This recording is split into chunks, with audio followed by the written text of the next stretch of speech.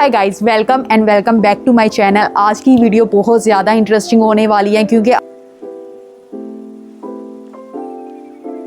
आज की वीडियो की डिमांड बहुत ज़्यादा थी। लोग बहुत सारे क्वेश्चंस कर रहे थे, हमें चाइना में एडमिशन कैसे लें, आपकी यूनिवर्सिटी कौन सी है, आपकी यूनिवर्सिटी की फ़ी कितनी है, आप वहाँ पर कैसे रहती हैं। सो इस बारे में मुझे बहुत सारे क्वेश्चन। सो आज मैं आप सब लोगों के क्वेश्चंस का आंसर करूंगी और ये वीडियो बहुत ज़्यादा इंटरेस्टिंग होने वाली है और वीडियो को एंड तक लाजमी देखना है ताकि आपके सारे डाउट्स क्लियर हो जाएं। सो हम स्टार्ट करते हैं। मेरी यूनिवर्सिटी का नाम जूजिंग यूनिवर्सिटी है और ये जूजिंग सिटी में ही है और मैं इस वक्त जूजिंग यूनिवर्सिटी में पढ़ रही हूँ। MBBS क्लिनिकल मेडिसिन कर रही हूँ।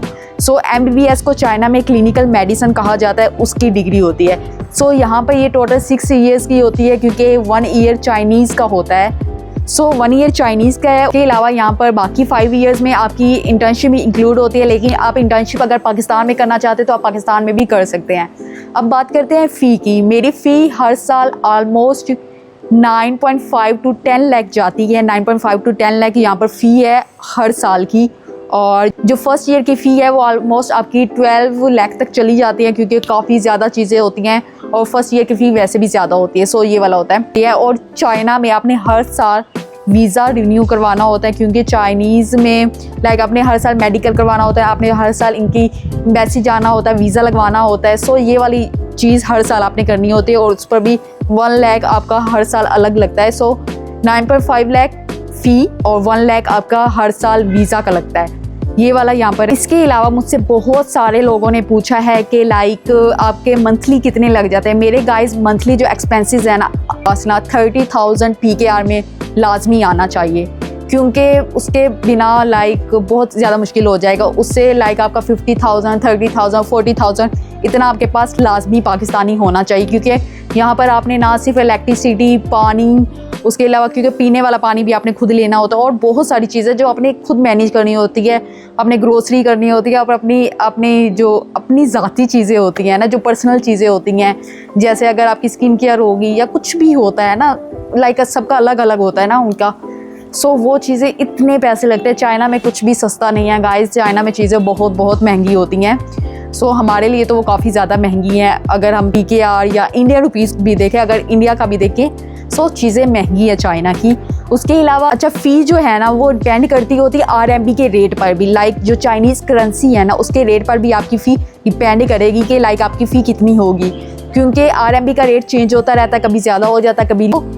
मैं जो ओवरऑल बता रही हूँ ना वो 9.5 to 10 लाख बनती है, ये ओवरऑल मैं बता रही हूँ, लेकिन इससे कम भी हो सकता है, इससे ज़्यादा भी हो सकता है। चाइनीज़ करेंसी पर डिपेंड करता है और फिर आपकी यूनिवर्सिटी पर डिपेंड करता है क्योंकि आप वो यूनिवर्सिटी कौन सी चूज़ करते हो। अगर आप MOE यूनिवर्सिटी में है सो आपकी फ़ी 20 लाख तक लाजमी जाएगी और अगर आप नॉन MOE में है, जैसे मेरी यूनिवर्सिटी नॉन MOE यूनिवर्सिटी है, इसकी फ़ी 10 लाख है, लेकिन MOE यूनिवर्सिटी की काफ़ी ज़्यादा होती है। सो ये भी एक डिफरेंस है। और यूनिवर्सिटी अगर आपने चूज़ करनी है ना, बेस्ट यूनिवर्सिटी, चाइना की जो सारी नॉन MOE यूनिवर्सिटी है ना वो ऑलमोस्ट सेम है और यहाँ पर हॉस्टल्स भी ओके हैं हॉस्टल। सो आपको कोई वो लग्जरी लाइफ नहीं मिलने वाली। यहाँ पर हॉस्टल नॉर्मली होते हैं और आपको जॉब की बिल्कुल भी परमिशन नहीं होती कि आप चाइना में जॉब नहीं कर सकते गाइस, किसी सूरत नहीं कर सकते। आप बस भूल जाएं जॉब के बारे में। इसके अलावा हम नेक्स्ट बात कर लेते हैं स्कॉलरशिप की। बहुत सारे लोग पूछते हैं MBBS के लिए स्कॉलरशिप। MBBS के लिए स्कॉलरशिप एज इट नहीं है चाइना में। आपके सालाना ईयरली बेसिस पर जो एकेडमिक के मार्क्स होते हैं या फिर आपकी जो ओवरऑल परफॉर्मेंस होती है उसकी बेस पर आपको बहुत ज़्यादा स्कॉलरशिप मिल सकती है, लेकिन उसके अलावा अदरवाइज़ नॉन MOE यूनिवर्सिटी में कोई स्कॉलरशिप नहीं है। और जो गवर्नमेंट देती है वो हर साल देते हैं, वो भी जो एक्सीलेंट स्टूडेंट्स होते हैं और वो चाइनीज़ लैंग्वेज की काफ़ी ज़्यादा डिमांड करते हैं, जिनके पास वो सारा कुछ होता है उनको ही मिलती है। और इसके अलावा जो दूसरी स्कॉलरशिप होती है वो बहुत रेयर स्कॉलरशिप है MBBS की और उसका ये होता है कि उनका MBBS ही चाइनीज़ लैंग्वेज में होता है। सो वो MBBS ऐसा होता है कि आपको कुछ समझ नहीं आ रहा क्योंकि चाइनीज़ लैंग्वेज सिर्फ आप पढ़ लो और थोड़ी बहुत बोल लो, यही बहुत होता है। आप पूरा MBBS चाइनीज़ लैंग्वेज में नहीं कर सकते। डिग्री पर HSK 5 सब नॉन MOE यूनिवर्सिटीज़ में रिक्वायर्ड है, क्योंकि आपको HSK5 अगर आपको ग्रेजुएशन पर लाजमी चाहिए होगा, HSK5 के बगैर आपको डिग्री यहाँ पर नहीं मिलेगी। गाइज यहाँ पर काफ़ी ज़्यादा हवाएं चल रही हैं, सो वो इग्नोर कीजिएगा। थोड़ा सा फोकस का भी मसला हो रहा है क्योंकि बहुत ज़्यादा हवाएं, अचानक से मौसम तब्दील हो गया है। सो मैंने सोचा मैं वीडियो शूट कर लेती हूँ क्योंकि मैंने सैटरडे का कहा हुआ था। सो वो जो चाइना में स्कॉलरशिप्स है ना, वो बहुत, वो वाली तो रेयर है, वो पाकिस्तान में बैठे हुए आप पता नहीं कोई ऑनलाइन वेबसाइट होती है, वहाँ पर आपने सर्च करके वो निकालना होता है। सो वो बहुत ही रेयर बच्चों को मिलती है और वो चाइनीज़ में ही होती है। सो ओवरऑल चाइना में MBBS हो रहा है वो 2 यूनिवर्सिटीज़ में हो रहा है, MOE में और नॉन MOE में। MOE की जो यूनिवर्सिटी की फ़ी है वो 20 लाख है और नॉन MOE की आप 10 लाख कर रहे हैं। सो ये डिफरेंस है इन दोनों यूनिवर्सिटीज़ में, 9 to 10 लाख जाती है नॉन MOE की। और MOE में आपको चाइनीज़ रिक्वायर्ड नहीं होता, वो सारा ही इंग्लिश होता है, कुछ भी नहीं होता।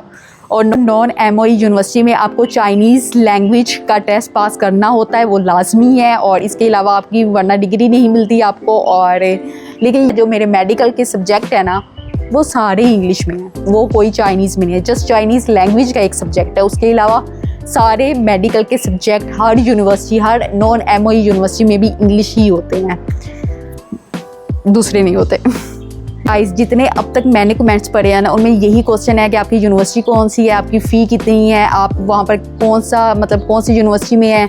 सो वो मैंने सारा कुछ क्लियर कर दिया इस वीडियो में। अगर आपका इसके अलावा भी कोई क्वेश्चन हो, आप मुझे इस वीडियो के नीचे पूछ सकते हैं, लाइक आप कमेंट मुझे कर सकते हैं, मैं आपके सारे क्वेश्चंस के आंसर इंशाल्लाह, अगर मैं कमेंट में नहीं भी देती मैं वीडियो बना दूँगी, अगर वरना मैं कमेंट्स का रिप्लाई तो करती ही रहती हूँ। अब अगर आपने चाइना में एडमिशन लेना हो, मैं खुद भी एडमिशन करवाती हूँ, आप मुझसे कांटेक्ट कर सकते हैं। मैं नॉन MOE में, MOE में किसी यूनिवर्सिटी में आपने लेना हो, चाहे आप खुद यूनिवर्सिटी बताओ कि आपने इसमें लेना है, या मुझसे पूछ लो कौन सी यूनिवर्सिटी बेस्ट है, लाइक किस लिहाज से। सो वो मैं आपको तब बता दूँगी जिसने भी एडमिशन लेना हो। इसके अलावा यहाँ पर सितंबर और मार्च इंटेक होता है, लाइक 2 होते हैं। सो अगर सितंबर इंटेक में लेना है तो वो लाइक अभी आएगा नेक्स्ट, और मार्च इंटेक गुजर चुका है, अभी सितंबर इंटेक आएगा, उसके एडमिशन ओपन है जिसने भी एडमिशन लेना हो। और एक और क्वेश्चन था कि लाइक सेकेंड ईयर के जो अभी एग्ज़ाम्स हो रहे हैं, क्या वो एडमिशन ले सकते हैं चाइना में? जी बिल्कुल, आप लोग ले सकते हो चाइना में एडमिशन। आपने जस्ट अपने FSC के रिज़ल्ट के बेस पर और होप सर्टिफिकेट की बेस पर आप एडमिशन ले सकते हो, कोई मसला नहीं होता। और बता दूं कि जो फ़ी है ना, उसमें हॉस्टल की फ़ी इंक्लूड होती है, वो आपकी यूनिवर्सिटी की फ़ी और हॉस्टल की फ़ी होती है। खाना पीना आपने सारा कुछ खुद करना होता है, वो आपके जो मंथली आप 30,000, 40,000 या 50,000 मंगवाते हैं, उसमें से आपका खाना पीना होता है, और बाकी यूनिवर्सिटी की फ़ी उसमें होती है। अपने इलेक्ट्रिसिटी, बाकी सारी चीज़ें, हर चीज़ खुद करनी होती है। और यूनिवर्सिटी के अंदर ही क्लासेस होती है, बाहर आपने ट्रैवल नहीं करना होता, क्योंकि यूनिवर्सिटी के अंदर ही हॉस्टल होते हैं। चाइना में सारी यूनिवर्सिटीज़ का हॉस्टल जो है ना, वो यूनिवर्सिटी के अंदर ही होता है। सो ये वाला सीन है यहाँ पर। आज का व्लॉग मैं यहीं पर एंड करती हूँ। आई होप सो आपको चीज़ें बहुत अच्छे से समझ आ गई होंगी, यही सारा कुछ है। अगर आपने और भी कुछ पूछना हो मुझसे पूछ सकते हैं। और मैंने बस अभी क्लासेस लेकर आई हूँ, मैंने डायरेक्टली वीडियो बनाई है। आई होप आपके सारे डाउट्स क्लियर होंगे। और अब से मिलती हूँ मैं नेक्स्ट व्लॉग में। And don't forget to like, share and subscribe my channel, because मैं अब बहुत अच्छे बना रही हूँ, लाइक पहले से तो बहुत अच्छे बना रही हूँ, लेकिन आप सब लोगों की सपोर्ट चाहिए ही होती है।